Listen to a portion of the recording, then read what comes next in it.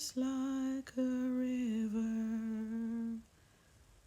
attendeth my way. When sorrow like sea billows roll, whatever my lot, thou hast taught me to say, it is well, it is well with my soul.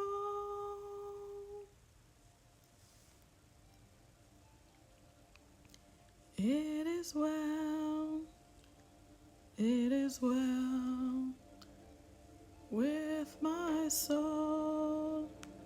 It is well, it is well, it is well with my soul.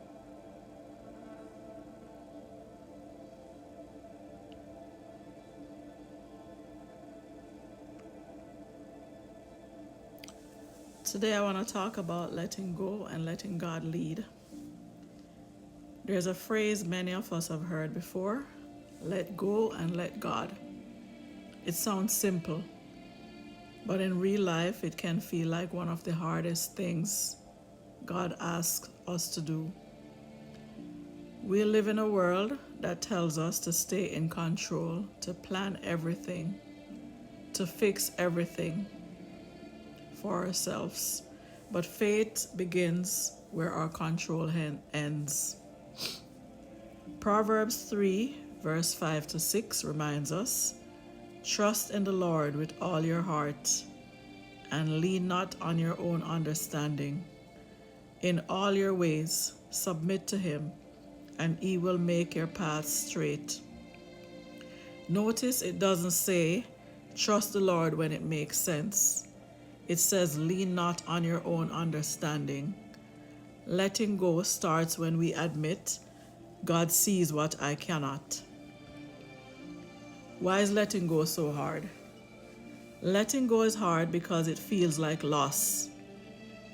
Sometimes we're letting go of a plan we worked on, a relationship we worked on, or one that we hoped would last, a version of our future we were sure about. But letting go is not giving up, it's handing over. 1 Peter verse 5-7 says, cast all your anxiety on him because he cares for you. God doesn't ask us to carry what he already offered to hold. When we cling too tightly, we end up exhausted, anxious, and discouraged. Not because God isn't faithful, but because we're trying to do his job. Think about Abraham. God told him to leave his home, his comfort, and his familiarity without giving him the full map. Genesis 12 verse 1 says, go from your country, your people, and your father's household to the land I will show you.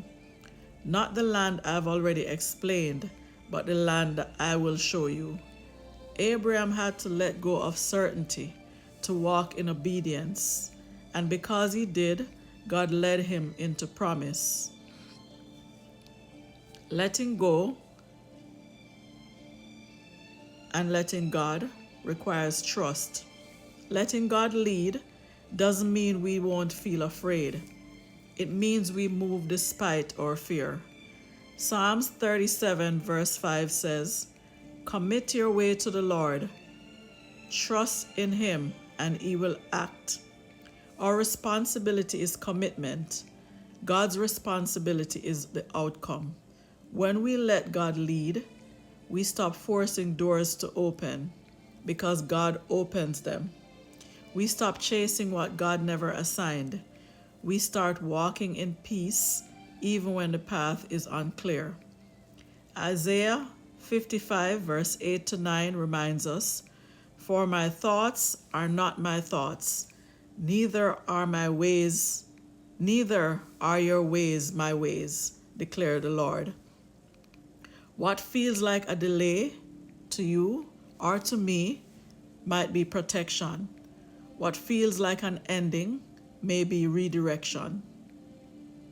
What letting go can look like practically. Letting go may sound spiritual, but it's very practical. Choosing prayer over panic, choosing obedience over comfort, choosing faith over fear. Jesus himself modeled this in the Garden of Gethsemane. When he was facing the cross, he prayed, Luke 22:42, Father, if you are willing, take this cup from me, yet not my will, but yours be done. Even Jesus surrendered his will to the Father, and through that surrender came salvation. If you're in a season where God is taking or asking you to let go, remember this. God never asks us to release something without intending to lead us into something greater. Psalms 46 verse 10 says, Be still and know that I am God. Stillness isn't inactivity. Stillness is trust. So today, whatever you're holding on to tightly, release it in prayer. Place it in God's hands and take the next step He's asking you to take.